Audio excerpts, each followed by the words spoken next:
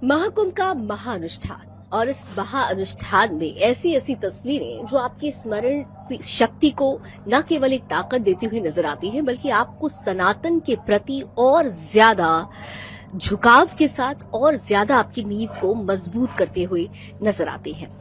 मुझे यहाँ रहते हुए बहुत समय हो चुका है और मैंने हर उस पल को जीने का प्रयास किया है जो मुझे सीधे सनातन से जोड़ता है। और जब मैं अपनी बात करती हूँ तो आज मैं एक और सनातनी के पास हूँ, एक ऐसी सनातनी जिन्होंने भौतिकवादिता को बहुत पीछे छोड़ दिया और उन्होंने ये जान और समझ लिया है कि अस्तित्व अगर कहीं पर है, अगर अपनी खोज कहीं करनी है, अगर अपने को समझना है तो वो सिर्फ और सिर्फ सनातन ही है जो इन तमाम प्रश्नों का जवाब देता है। मेरे मन में भी बहुत सारे प्रश्न हैं और उन प्रश्नों का जवाब देने के लिए आज मेरे साथ बहुत खास अतिथि हैं।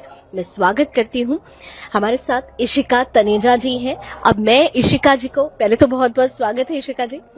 अब इशिका जी को अब मैं साध्वी इशिका कहूँ या फिर इशिका जी की अपनी एक पहचान है कि वो मिस वर्ल्ड टूरिज्म रह चुकी हैं, ग्लैमर की दुनिया का बड़ा नाम रह चुकी हैं, लेकिन ये सब कुछ भौतिकवादिता से जुड़ा था।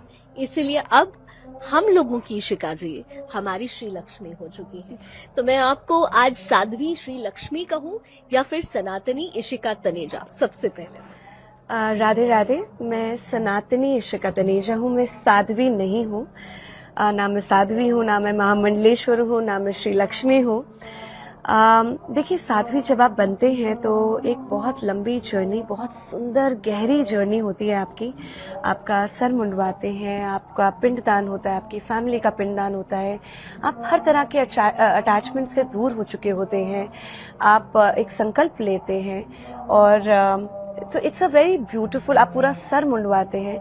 It's a very beautiful long intense journey और मेरी तो जर्नी में अभी बस शुरुआत है। मैंने सिर्फ गुरु मंत्र दीक्षा ली है शंकराचार्य सदानंद सरस्वती महाराज जी से, द्वारकापीठ। और ये बहुत ही रीसेंट जर्नी है, मेरे बहुत बेबी स्टेप्स हैं, अभी बस शुरुआत है। और अब मैं सनातन के रंग में बिल्कुल रंगना चाहती हूँ, उसको सोक करना चाहती हूँ, उसको फील करना चाहती हूँ। इशिका, आपने बहुत अच्छी बात कही कि सनातन को जीना, उसे अंदर तक ले लेना, उसे अपनी आत्मा में डाल लेना, लेकिन उससे पहले एक जर्नी होती है जो हम उस जर्नी को पूरा करते हैं। ये जो ग्लैमर वर्ड की इशिका तनेजा से ये सनातनी इशिका तक का जो ये सफर रहा, वो कौन सा ऐसा पॉइंट था जिसे हम टर्निंग पॉइंट कह सकते हैं आपके लिए सनातन की दुनिया में आना? देखिए, अगर मैं अपनी जर्नी की बात करूं तो अगर मैं स्पिरिचुअल जर्नी की बात करूं तो स्पिरिचुअली मैं हमेशा से इंक्लाइन थी, बचपन से ही इंक्लाइन थी। इनफैक्ट बचपन में मैं भागी थी जब मैं बहुत छोटी थी कि नहीं, मुझे मोक्ष चाहिए। वो एक आई थिंक एक टू फाइंड योर सेल्फ, एक आपकी कॉलिंग रहती ही रहती है।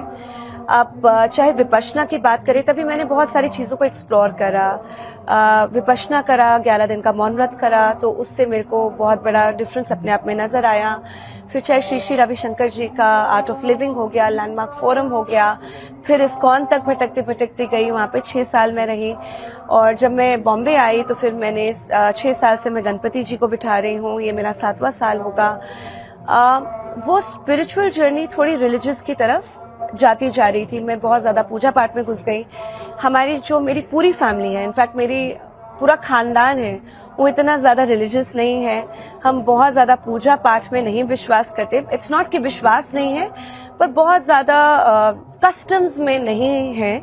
हम मोस्टली सेवा भाव में बिलीव करते हैं। मेरी मॉम भी सिखनी है, तो हमें लगता है कि आप जितनी सेवा कर सकते हैं वो बेस्ट है।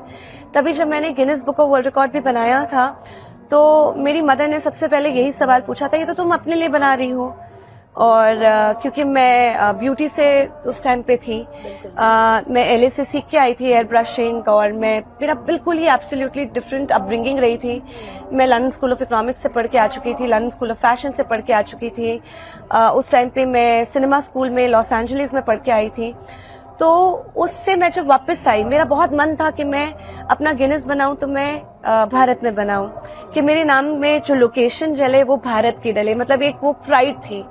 तो मम्मी ने बोला कि ये तो तुम अपने लिए कर रही हो, लोगों के लिए क्या कर रही हो। तो तब मैं जब वापस आई थी, मेरे लिए एक बहुत बड़ा कल्चरल शॉक था कि दिल्ली रेप कैपिटल बन चुका था उस टाइम तक। तो मैं निर्भया की मदर से मिली और उसके बाद rape victims and acid attack survivors के साथ हमने काम करना शुरू करा। जब उनको समझा, मुझे लगा मैं क्या कर रही हूँ। मतलब हम ब्यूटी यूज करते हैं किसी को सुंदर बनाने के लिए, लेकिन वहां पे ब्यूटी यूज हो रही थी उनको जीवन दान देने के लिए। वो घर से बाहर नहीं निकलती थी।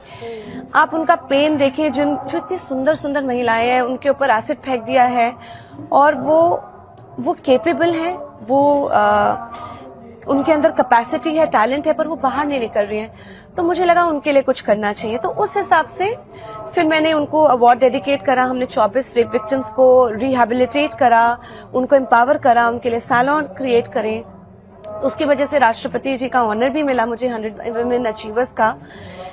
तो वो सेवा भाव मेरी फैमिली का और मेरा भी हमेशा से रहा है। चाहे वो होली मनाना हो ब्लाइंड्स के साथ, चाहे वो वैलेंटाइंस डे पे ओल्ड एज जितने भी हैं उनके जो आश्रम है उनके पास जाना, वो एक डिफरेंट जर्नी थी। लेकिन अगर मैं धर्म की बात करूं तो वो बहुत रीसेंट जर्नी है।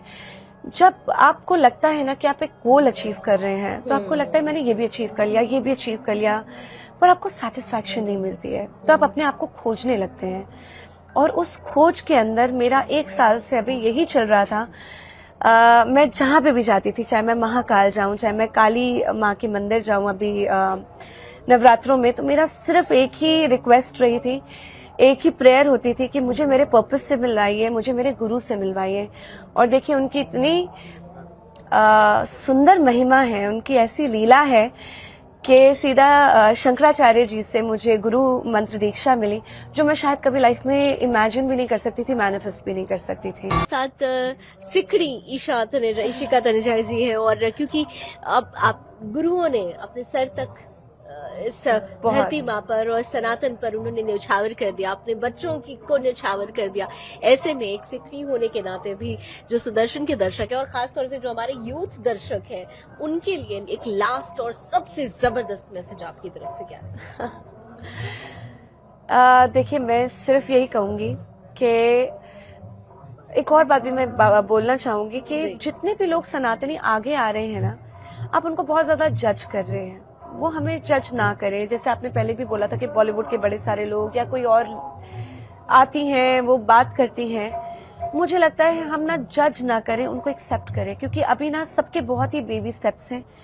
वो जब तक आगे नहीं आएंगे ना, तब तक यूथ हमारा जुड़ेगा नहीं, और उन जुड़ना बहुत ज्यादा जरूरी है। और चाहे वो कितने भी लेवल पे हो, बहुत ही छोटे लेवल पे हो, आप वो लेवल पे जुड़े, आप उसके बारे में बात करें, आप गर्व से मंदिरों में जाएं, आप उसके बारे में पोस्ट करें, आप सनातन के बारे में पोस्ट करें।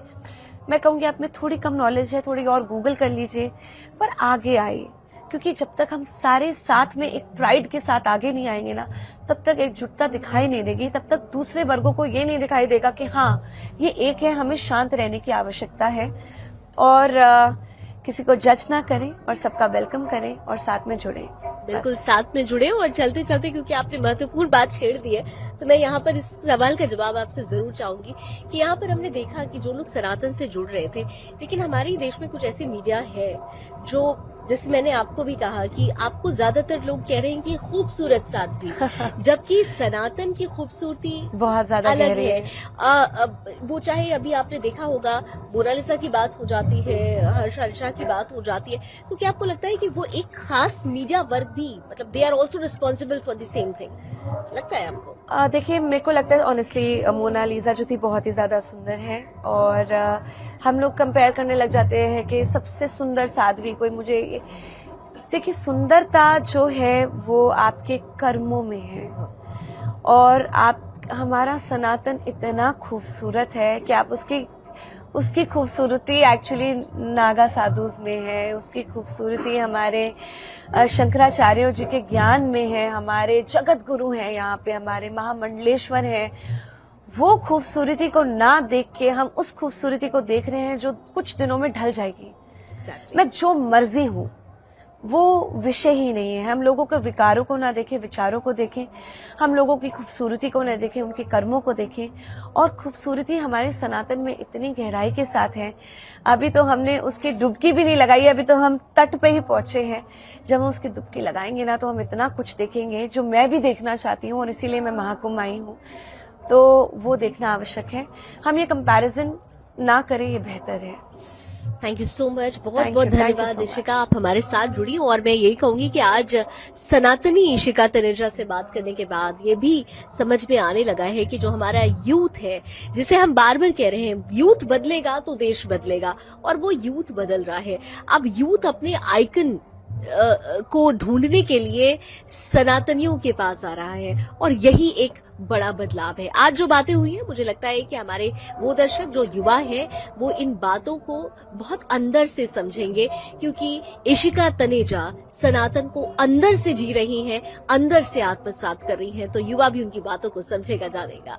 कैमरामैन जितेंद्र के साथ मैं लावनी विनीत, प्रयागराज महाकुंभ मेला क्षेत्र से सुदर्शन न्यूज के लिए।